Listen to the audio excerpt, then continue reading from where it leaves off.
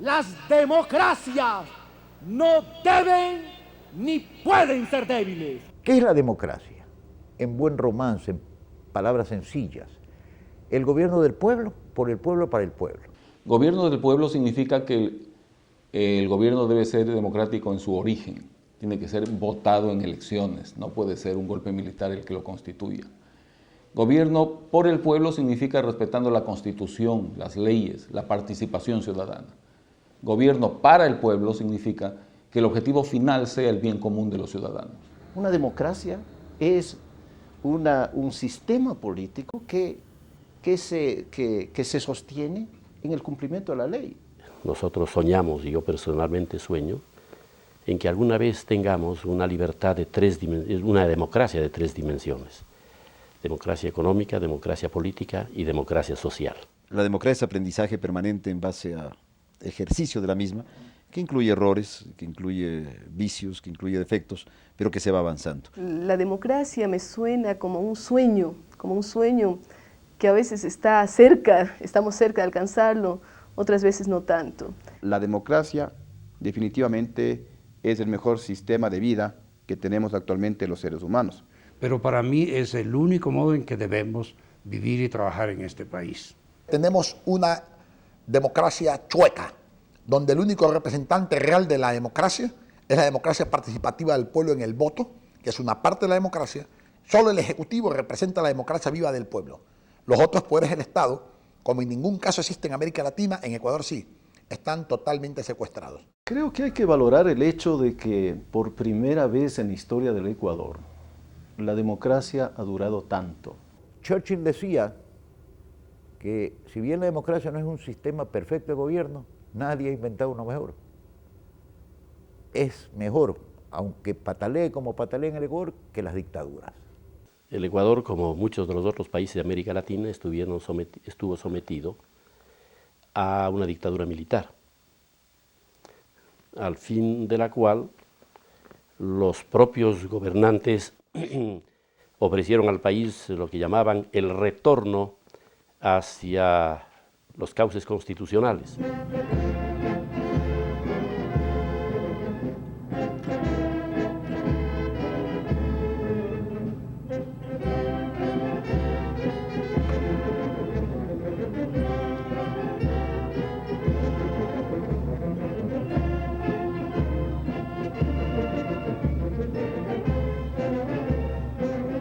Muy bien, si el no hacer una cosa es útil para rechazar a un tirano, si el no votar en un momento dado en un referéndum absurdo,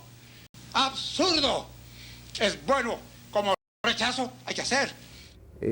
Yo sostuve la tesis del voto nulo, porque nos ponía a consideración la Constitución del 45 reformada, que era una buena Constitución, y la Constitución que había sido preparada por un equipo que nombró la dictadura. Constitución que nunca pensamos, o pensé yo en lo particular, que era una buena Constitución. Era una Constitución interesante porque transformó, por ejemplo, el sistema parlamentario de bicameral, con Cámara de Senadores y Cámara de Diputados, a unicameral. Eso nos pareció en aquel tiempo que podría ser un remedio para la ineficacia del Congreso. pero mirando retrospectivamente hemos llegado a la conclusión de que no lo fue. Yo creo que el país nuestro, al igual que muchos otros países, debe tener una doble cámara. Que en mi opinión es un Congreso mucho más eficiente, porque mientras la Cámara del Senado, que está compuesta por gente mayor, se dedica a legislar en función de los más caros intereses del país, la Cámara de Diputados hacía esencialmente política. Es decisión de las Fuerzas Armadas ratificar una vez más el plan de reestructuración jurídica del Estado, a fin de que el país entre cuanto antes en ejercicio pleno de la vida democrática y constitucional. Convocar para el día domingo 8 de abril de 1979 a elecciones para miembros de la Cámara Nacional de Representantes, conjuntamente con el llamado a la segunda vuelta electoral para presidente y vicepresidente de la República, y de acuerdo a la Constitución aprobada en el referéndum. Comenzó a haber una tendencia en el país de buscar una unificación de grupos y de partidos hacia ese fin, y se formó lo que se llamó el Frente Constitucionalista, que estuvo formado por 18 partidos y movimientos políticos, que en un momento dado decidieron que el exalcalde de Quito pudiera representar a esa unidad de los 18 grupos políticos. De manera que eso significó mi presencia en el proyecto de elecciones 78-79. Y me presentaron a mí los compañeros como candidato a la presidencia. Yo era bastante joven por aquellos años. Y claro, recorrimos el país, estuvimos ocupando todas las tribunas electorales, los espacios de la prensa. La política tiene una serie de facetas ingratas. Hay calumnias, hay ataques personales, hay odiosidades. Ellos saben que no somos comunistas, pero pues han recurrido a esta viveza criolla, tan típica de nuestra política, de la calumnia, ¿no? Cuando a nadie se le ocurría la posibilidad de que Jaime Roldós fuera candidato a la presidencia de la República, un día me invitó a almorzar y el propósito era pedirme que yo aceptara ser candidato a la vicepresidencia de Assad Bucaram. Y yo le contesté a Jaime que no. Y le dije, mira, Bucaram y su partido son populistas, de manera que te agradezco mucho, pero no puedo aceptar. Y añadí, pero si tú algún día eres candidato, ahí sí, con el mayor gusto te acompaño. Y podemos tener la seguridad que con su triunfo harán un gobierno en beneficio de todas las clases sociales y económicas del país. Será un gobierno para todos los ciudadanos ecuatorianos, a diferencia de tantos regímenes que se han sucedido a través de nuestra vida política, que solo han gobernado a favor de unos pocos. El día en que se proclamó mi candidatura en Guayaquil, pusieron una bomba en el garaje de la casa, ordenada por el dictador Durán Arcentales y ejecutada por el ministro de Gobierno Jarrín Cagüeñas, ambos militares del ejército. Atentado que fue organizado por un cuerpo de élite del ejército. Bueno, y casi matan a mi hija, aparte de destruir los vehículos. Bueno, este es el ambiente en el que hicimos la campaña. Esta patria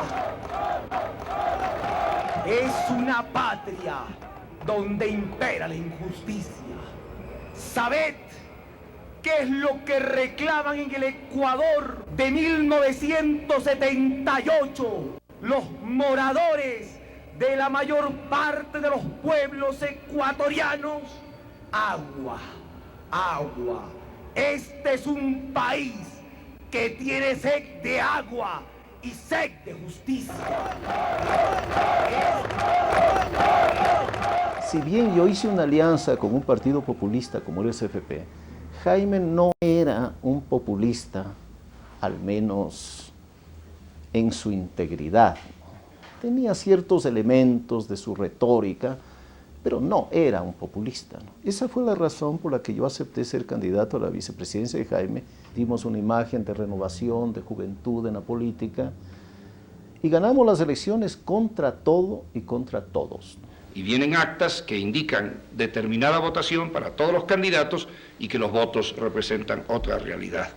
De manera que es una obligación de un tribunal. No estoy defendiendo al tribunal, quiero que se me entienda muy claramente, pero no creo que la función es simplemente contar los votos, sino verificar que se cumpla con la voluntad expresada el 16 de julio por parte del pueblo ecuatoriano. Permítame, yo lamento tener que discrepar de cierto criterio del señor arquitecto Durán y además de la forma interpretativa de mis palabras. Porque todo esto ha sido, recalco, parte de un plan concertado de crear un estado de confusión y de mantener al Ecuador al suspenso en la amenaza de un fraude que no se señala. Y vamos a ver qué es lo que se dice. Pero categóricamente yo sí puedo decir con toda claridad que en el Ecuador este proceso electoral controlado por la dictadura, un proceso dirigido por la dictadura, un Tribunal Supremo Electoral designado por la dictadura, tribunales electorales provinciales designados por el Tribunal Supremo Electoral de la dictadura, juntas receptoras designadas por los tribunales provinciales electorales, coordinadores que controlaron la votación en la provincia del Guayas, en la provincia de Pichincha, designados por los tribunales provinciales del Tribunal Supremo Electoral de la dictadura, miembros de las Fuerzas Armadas que estuvieron en cada registro electoral, es decir, un control absoluto de la dictadura del proceso. El fraude, ¿a favor de quién? Porque triunfamos los sectores populares, quienes expresamos categóricamente nuestro rechazo a una posición determinada, y toda la campaña de infamias en el país que se han producido. Creo que tenemos que tener un poco de sindéresis en el Ecuador. Lamento tener que hablar así. He expresado que esta noche voy a hablar con un tono de severidad. Quiero guardar y voy a hacer la altura y la compostura necesaria ante el país, porque este país está repleto de adjetivos en materia política. Y es muy fácil sembrar por el sendero de la duda el camino hacia la burla más sangrienta de las aspiraciones populares. Fueron varios los grupos políticos que creían, frente al ya aparente triunfo pues del binomio Rodós-Hurtado, que yo me retire de la segunda vuelta, para entonces que no haya elecciones. Pero imagínese cómo habría quedado, señor Durán Ballén, si luego de que los militares estaban dando a los civiles la posibilidad de retornar al orden constituido, el señor Durán Ballén se hubiera retirado. Ese era el medio por el cual la dictadura, la derecha y este político ecuatoriano, hoy tan importante, quisieron utilizar para impedir que las elecciones que habíamos ganado en la primera vuelta se confirmen en la segunda vuelta electoral. Desde muy temprano en horas de la mañana se ha notado enorme afluencia de público interesado en dar su voto para elegir las principales dignidades tanto nacionales como seccionales. Especialmente es digno de destacar la presencia femenina. Las colas correspondientes a las mujeres son sumamente largas, en muchos casos más que la de los hombres. Los resultados que hasta este momento se conocen en el país no hacen sino ratificar lo que ya habíamos nosotros anunciado al país, la victoria contundente del pueblo ecuatoriano. Mi gratitud para el pueblo de mi patria, mi gratitud para los humildes del Ecuador que han dicho el día de hoy, ahora le toca al pueblo.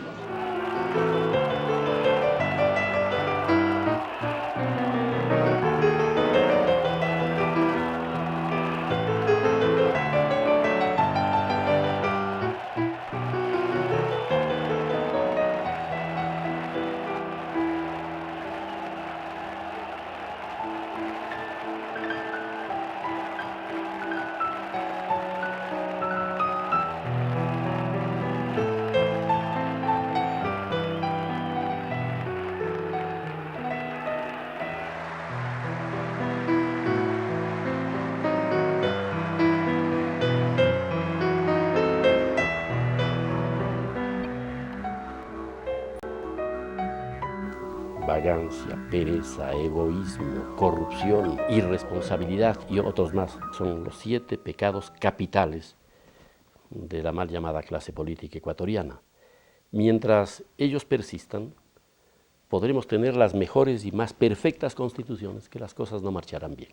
Y la historia, lastimosamente, de alguna manera se sigue repitiendo. Yo creo que falta madurez a los políticos ecuatorianos. Yo creo que falta muchísima responsabilidad a los políticos ecuatorianos. Los presidentes toman decisiones para favorecer intereses particulares. Jueces toman decisiones para favorecer intereses particulares. Diputados y Congreso Nacional toman decisiones para favorecer intereses particulares. ¿Y quién se ocupa del interés público? La oposición a ratos es perversa y trata de mantener al presidente de la República ocupado con denuncias falsas. Y a veces el gobierno tiene que ocupar parte de su tiempo en explicar, en desmentir esas calumnias, esas mentiras. Mire, yo tengo la ventaja de haber visto las dos caras de la medalla, una como legislador, presidente del Congreso, y otra como presidente de la República.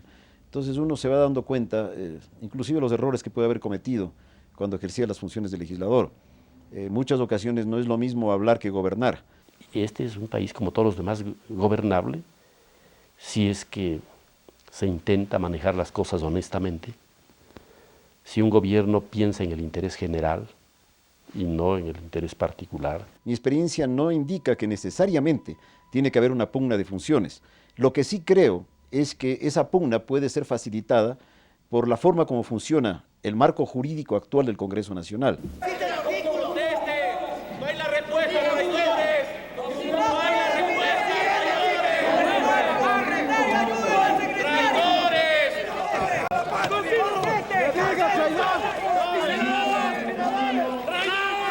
¿Qué pasa, pues? ¡Voy a respetar a los legisladores, pues!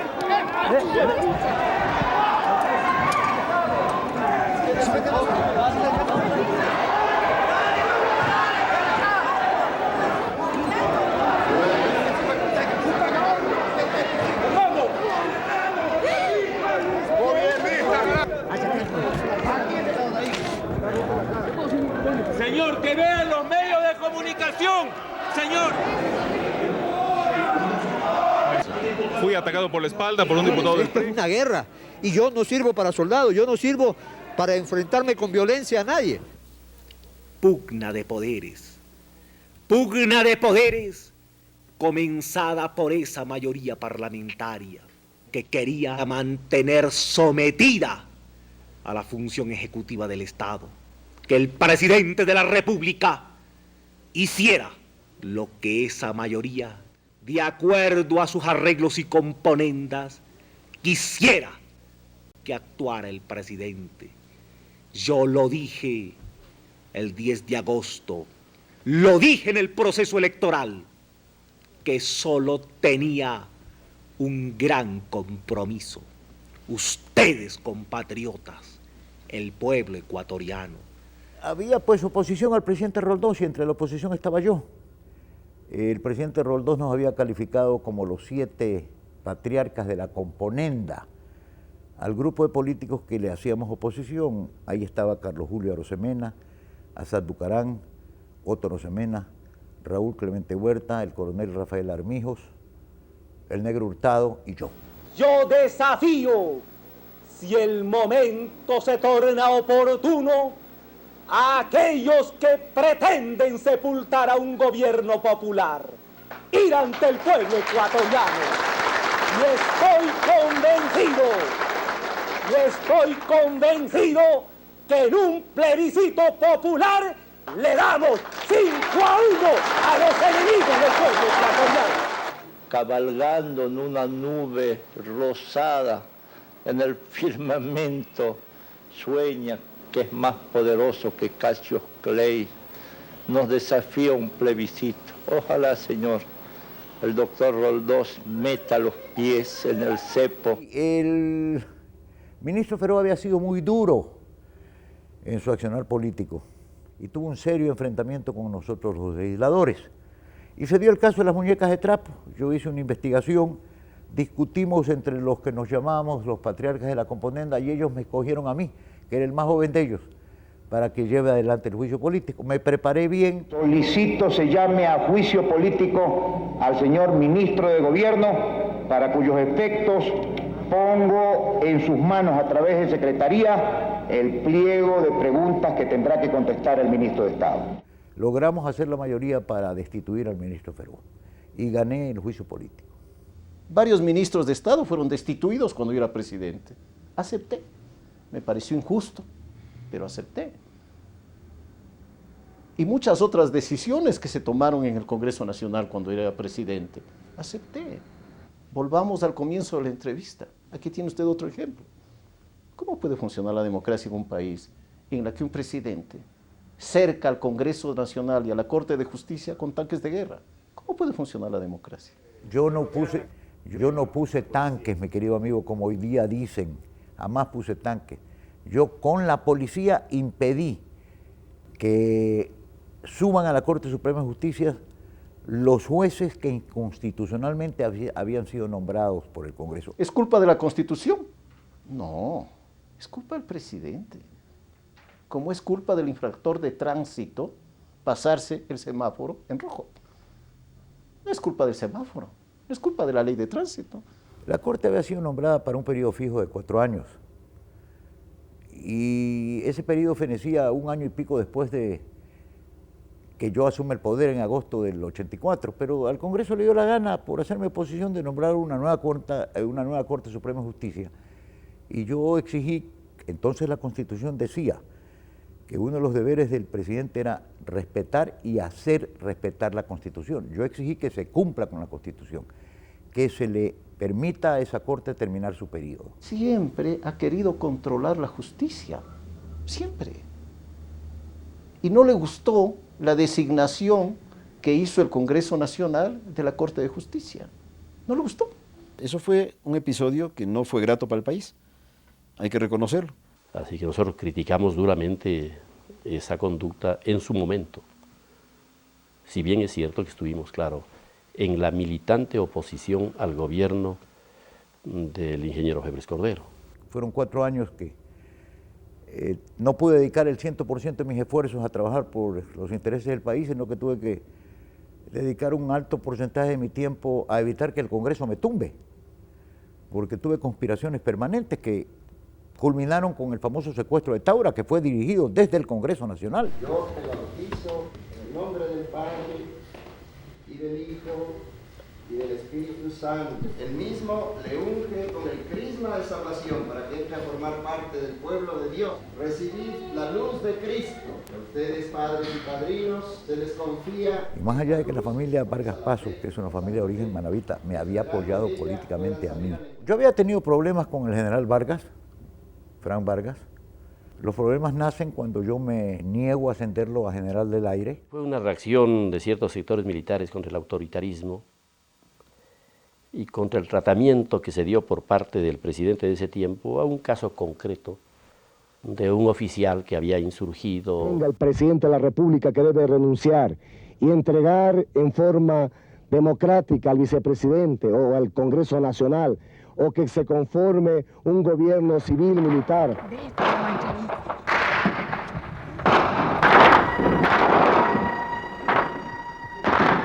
Ahí está.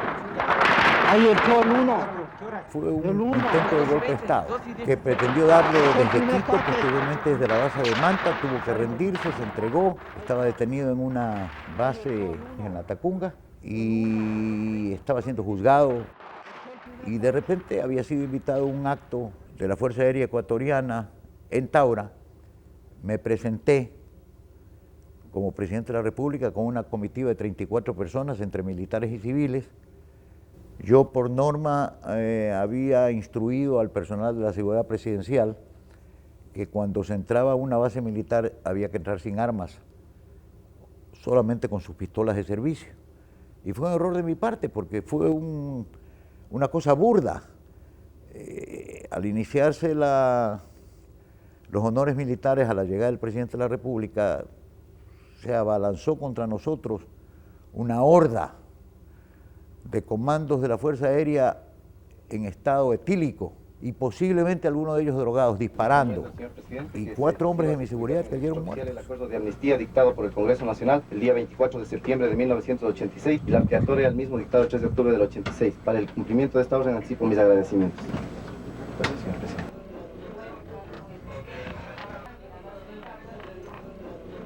Y mire cuáles fueron las consecuencias. Revuelta militar, prisión del presidente de la República, Y después le hicieron firmar al pobre presidente asustado todo lo que le pusieron delante. Firmaba nomás el ingeniero Febres Cordero. Entonces, ¿qué es lo que ellos quieren oír de mí? Sus condiciones. ¿Ah? Sus condiciones de... Usted les hace una verdad.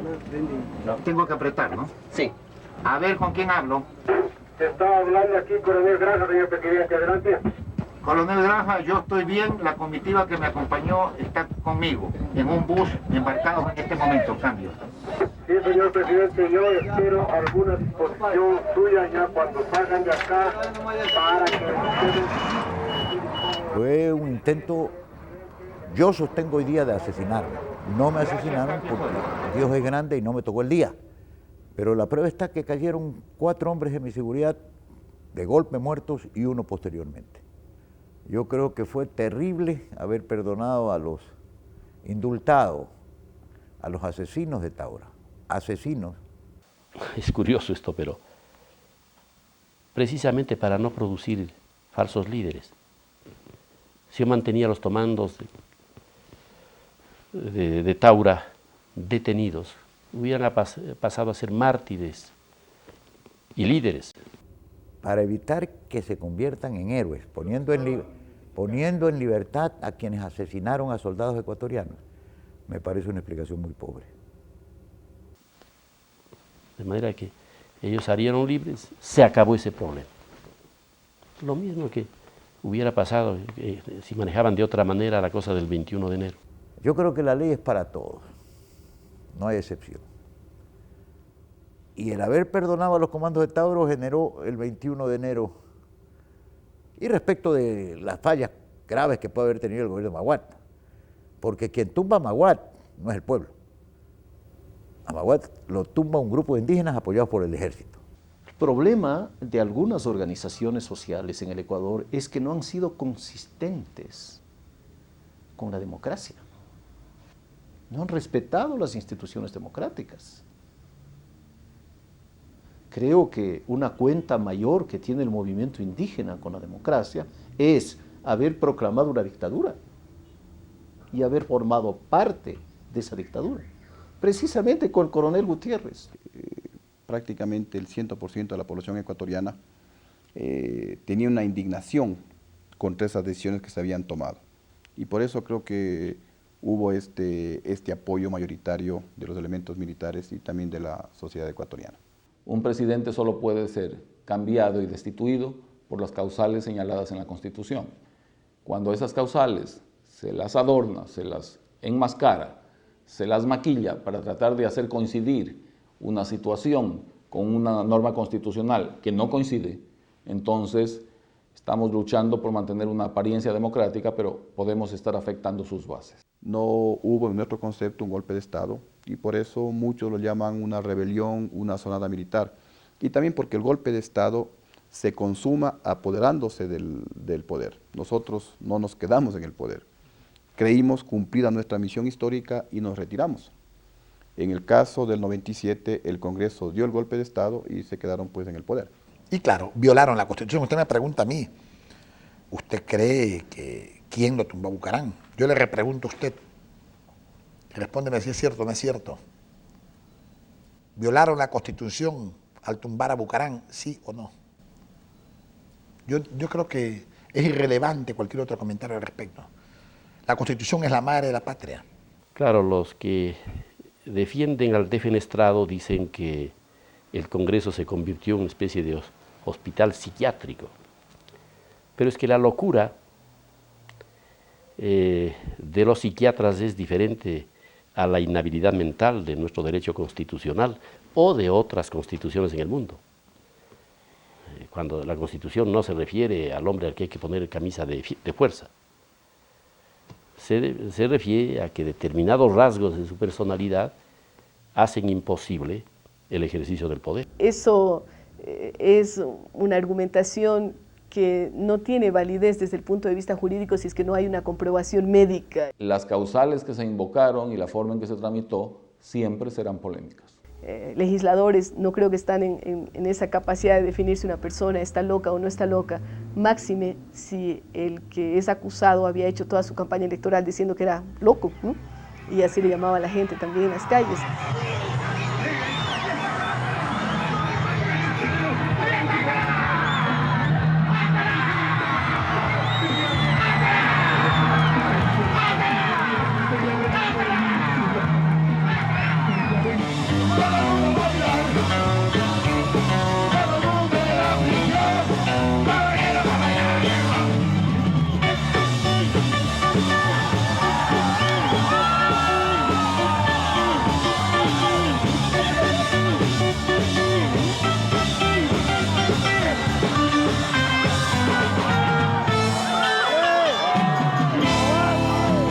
Yo creo que había buenas propuestas. Desde el punto de vista económico había propuestas importantes. Sin embargo, yo creo que a veces los mandatarios se sienten por sobre el bien y el mal. Yo creo que eso ocurrió con Bucaram. Un gobierno alocado desde todo punto de vista, que no tenía límites en su accionar, ni ley que lo contenga en cuanto a los impulsos del presidente de la República.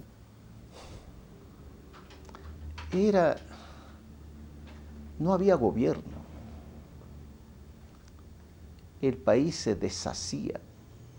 ¿Qué se puede decir de un gobierno de 5 meses y algo y unos días? Bucaram rompió el récord, 6 meses, por inepto y deshonesto. Bucaram no asistía a su despacho. Ustedes recuerdan eso. Estaba en todo el Ecuador, menos en su despacho. Piense simplemente en que él no iba al Palacio de Gobierno por miedo a los fantasmas. El no querer dormir en un palacio, que vuelvo a insistir, es de fantasmas. Es un palacio que debe ser convertido en biblioteca para la gente mayor de 70 años de edad. Es un infierno, allá hay fantasmas, señor.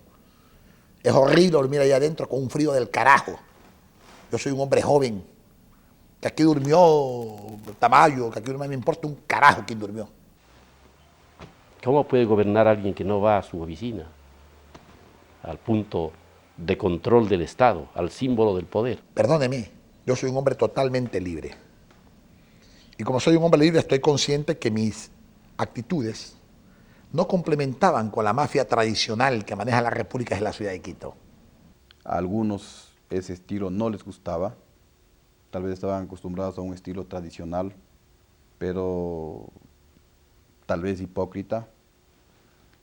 Creo que el presidente o el expresidente Bucaram fue tal vez demasiado franco, tal vez fue demasiado frontal en sus procedimientos, y yo creo que eso originó que se comience a tejer esa conspiración, y finalmente pues a través de un golpe de Estado en el Congreso de la República se lo sacó del poder. Creo que también todos aquellos temas del entorno fueron muy complicados en el caso de Bucaram. Muchas personas que no eran las adecuadas estuvieron en su entorno. ¿Dónde está el golpe? ¿Dónde está el informe médico que diga que la señora ha recibido un golpe? ¿Usted no lo hizo, señor ministro? Señor, yo no la conozco. ¿No le apuntó tampoco, señor ministro, la pistola? ¿Que eres policía tú? No, señor ministro. ¿O eres mal educado? Solamente le estoy preguntando. No me preguntes tonterías, pues. Aprende a preguntar como periodista. Un gobierno que irrespetaba todo concepto de opinión ajena, que tenía un concepto también de familiaridad, de ubicar a amigos y familiares en determinados cargos públicos de gran importancia para el país. Bueno, sus barbaridades, sus excesos, sus deshonestidades, probadas en 2 procesos penales, así que los cuales tienen orden de prisión por peculado, y volvemos a hablar de peculado, malversación de fondos públicos, que en buen romance es robo. Pero pienso que también hay otras cosas. En el gobierno de Bucaram se estaba analizando la posibilidad de que en el Ecuador se instale la convertibilidad como se lo tenía en Argentina. Si se hubiera aplicado la convertibilidad en el gobierno de Bucaram, hubiera sido imposible que se realice el salvataje bancario. Entonces yo creo que hay mucho de esto en la caída de Bucaram. En ese entonces una mayoría legislativa me pidió que yo convocara a un congreso extraordinario para analizar la conducta del presidente de la República. Yo medité mucho esa decisión, porque sabía que al adoptarla el resultado iba a ser un cambio de gobierno. El día de hoy o el día de mañana se va a poner fin a 6 oprobiosos meses en los cuales los ecuatorianos y las ecuatorianas hemos sido humillados. Para pedirle a usted, señor presidente, la convocatoria de un Congreso extraordinario en el cual se analice la profunda crisis económica, social y política que vive el Ecuador. El mensaje que nosotros traemos al Congreso Nacional es el de la destitución por incapacidad mental y emocional debidamente probada para ejercer la presidencia de la República. Previo a eso, yo asistí a varias sesiones del Consejo de Seguridad Nacional en mi calidad de presidente del Congreso, y le dije al presidente Bucaram en muchas ocasiones que tiene que rectificar porque si no su gobierno tenía poca duración.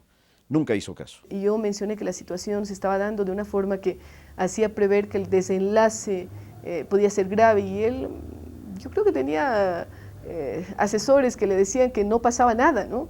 Y que así como, y él me lo mencionó, así como Roldós tuvo huelga nacional, Hurtado tuvo huelga nacional, todos los presidentes tuvieron huelgas nacionales, y él dijo, y siguieron gobernando, ¿no? Los líderes políticos y el doctor Fabián Alarcón. El abogado Jaime Nebot junto al doctor Rodrigo Borja. Por aquí todavía en el ambiente se puede sentir.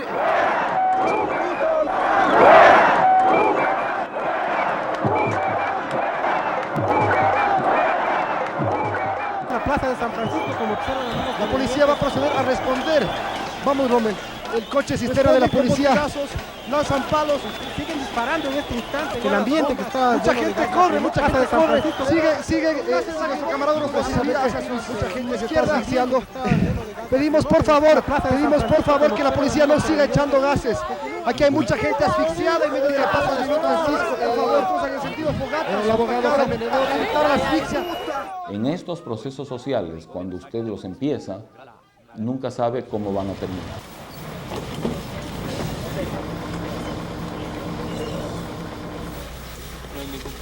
En las dependencias de la vicepresidencia había un cerco policial y un cerco militar muy fuerte. Es decir, yo recuerdo que se habían colocado alambradas y había estos sacos de arena, me parece. Hay un pelotón que ha salido del Palacio de Gobierno y que va a reforzar las líneas de intersección entre la calle Mejía y García Moreno. Nosotros estamos informando en vivo y en directo desde la Plaza Grande. En este momento hay detonaciones. Está tratando de impedir que los manifestantes se tomen el Palacio de Carondelet.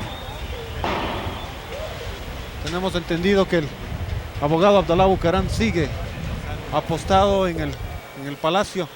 Ya me han metido bombas lacrimógenas, me habían querido matar en la presidencia. 30, 40 bombas lacrimógenas dejando bala al Palacio. Eso no lo presentaban, incendiando todas las alfombras. Y el día anterior cambiaron 150 hombres de seguridad y pusieron 150 rangers de 2 metros. No sé dónde salían 150 hombres de 2 metros en el Ecuador. Unos gorilas terribles, apuntando con rayo lazo en la cabeza del presidente de la República. Yo estuve secuestrado por parte de este cobarde Paco Moncayo. Nuestra posición es absolutamente apolítica. Por la fuerza de las circunstancias, es una posición neutral, es una actitud profesional y esperamos que sean ustedes, ecuatorianos, los que la juzguen también como patriótica. Señor presidente, 44 votos por la moción, 34 votos en contra de la moción, 2 abstenciones. Ha sido declarada vacante la presidencia de la República y el doctor Fabián Alarcón Rivera ha sido elegido presidente constitucional interino de la República del Ecuador. Por eso acepto el encargo que ustedes me han dado. Por eso acepto el encargo del pueblo ecuatoriano. Y sorprendentemente nombran un presidente interino. Primero, en el Ecuador, en la Constitución, ni en esa Constitución, ni en la actual, existe la figura del presidente interino. No existe, simplemente no hay un presidente interino. Luego existe un orden específico en el que, en caso de ausencia temporal o definitiva del presidente de la República, tiene que sucederle, y la primera persona es el vicepresidente de la República o la vicepresidenta, como en este caso. En conversación que mantuvimos con él hace un instante, nos ha señalado que el doctor Fabián Alarcón no podrá ingresar a la casa presidencial, no podrá ingresar a Carondelet, sino que tiene que pedir una autorización al Comando Conjunto de las Fuerzas Armadas. Las instrucciones que él ha recibido, el señor jefe de la Casa Militar, son de no dejar pasar a nadie aquí al Palacio de Carondelet. A eso de las 7:15 nos llegó la primera noticia de que se apagaron todas las luces del palacio. Quienes nos rodeaban creían que eso significaba que Bucaram había abandonado el palacio. Yo decía, no, eso debe ser una estrategia muy hábil para defenderlo, porque ellos están en la oscuridad y nosotros en la claridad. Entonces es una táctica muy hábil de defensa al palacio. Pero 10 minutos después nos llegó otra noticia, que ya le vieron salir a Bucaram por la puerta de atrás del palacio y fugar. Tengo el derecho de exigir al Ecuador. ¿Hasta cuándo? ¿Hasta cuándo me molestan? ¿Hasta cuándo oligarquías me han provocado y me han encontrado? Cuando Bucaram ya es defenestrado, el país no puede quedarse sin cabeza.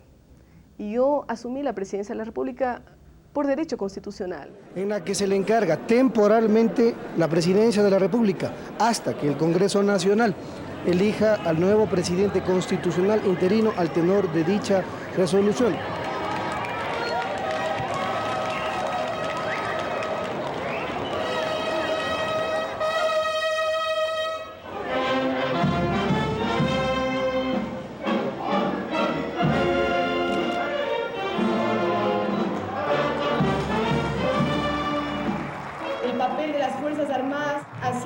Importantísimo en la salvaguardia de la democracia. Cuando Bucaram sale hacia Panamá, en la ventanilla, digamos, no en la ventanilla, en la escalerilla, dice: encargo el poder a la vicepresidenta de la República. Y yo era presidenta por ese encargo. Era presidenta porque había asumido por derecho propio. Y también el Congreso decide encargarme el poder. Si en un momento había 3 presidentes, en otro momento yo era presidenta por 3 nombramientos, diríamos así. Me voy en condición de presidente de la República. Voy a pelear fuera del país y dentro del país. Yo inclusive firmé algunos decretos nombrando algunos ministros de Estado, nombrando algunos colaboradores, hasta cuando se produce una sesión en el Congreso donde vuelven a elegir a Alarcón como presidente de la República y me ratifican a mí como vicepresidenta de la República.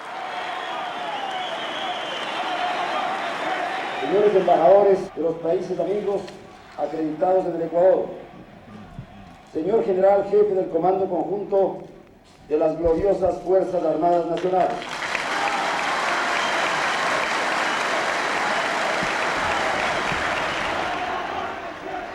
la Constitución de ese entonces no preveía que en caso de falta definitiva, ¿qué pasaba en el Ecuador? Decía que en caso de falta provisional o temporal, iba el vicepresidente, pero no decía nada en caso de ausencia definitiva. Hay un tema de codificación que se dio en la época del gobierno del arquitecto Sixto Durán Ballén, en que cuando codifican, es decir, cuando hacen el libro físicamente de la Constitución, aparentemente se les cae el artículo de la sucesión definitiva. Yo digo aparentemente porque parecería que hubo ya intereses desde esa época.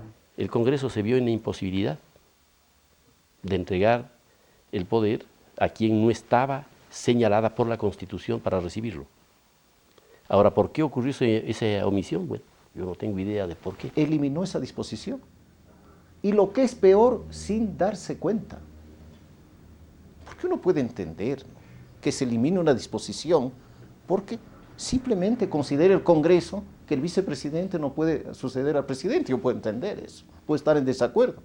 Pero estos señores del Congreso Nacional de la época eliminaron esa disposición sin darse cuenta. Yo traté muchas veces de llenar ese vacío en la ley y no lo pude hacer por oposición legislativa o del mismo presidente de la República de ese entonces. Y a propósito, esto me da oportunidad de hablar sobre esto, porque por ahí han dicho que un periodista ha dicho que yo he sostenido que fue inconstitucional el derrocar a Bucaram. Yo jamás dije que fue inconstitucional derrocar a Bucaram.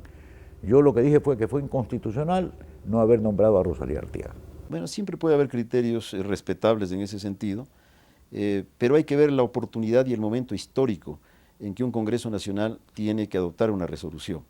En ese momento, la mayoría del pueblo ecuatoriano, que luego fue ratificado en las urnas, quería un cambio de gobierno de los 2 personajes que dirigían al país. No creo que hubiera sido la solución aceptada por el país entero, la sucesión vicepresidencial en ese entonces, más allá de lo que establecía o no establecía la Constitución Política del Estado. Yo digo que yo soy una persona que si me votaron a los 6 meses, la próxima ocasión es posible que me maten a los pocos meses. Yo estoy consciente de eso. Pero haré el intento. El baile de los chivas, el baile de la guata, lo baile loco.